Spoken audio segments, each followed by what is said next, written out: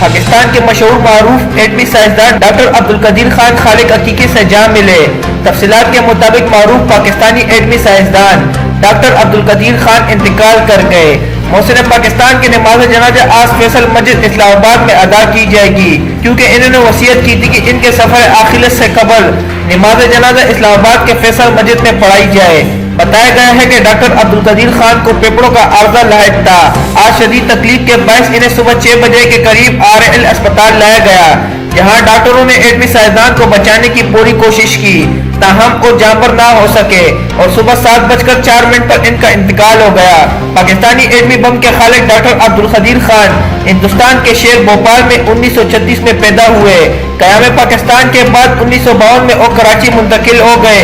یہاں ڈاکٹر عبدالقدیر خان نے 1960 میں کراچی یونیورسٹی سے میٹالرجی میں ڈگری حاصل کی، جس کے بعد انہوں نے جرمنی اور آئرلینڈ سے بھی اعلیٰ تعلیم حاصل کی اور 1967 میں آئرلینڈ سے میٹالرجی میں ماسٹر اور 1972 میں بیلجیم سے PhD کی ڈگری حاصل کی۔ بیلجیم کی یونیورسٹی آف لیون میں پڑھنے کے بعد 1976 میں پاکستان واپس لوٹ آئے۔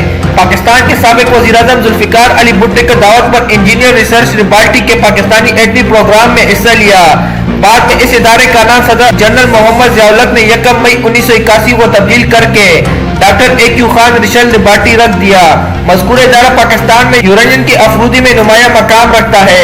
عبدالقدیر خان او معناس سائنسدان ہیں جنہوں نے 8 سال کے انتہائی قلیل عرصے میں انتھک محنت اور لگن کے ساتھ ایٹمی پلانٹ نصب کر کے دنیا کے نامور نوبت انعام یافتہ سائنسدانوں کو حیرت میں ڈال دیا۔ مئی 1998 میں پاکستان نے بھارتی ایٹم بم کا کامیاب تجربہ کیا، جس کی نگرانی ڈاکٹر عبدالقدیر خان نے ہی کی تھی۔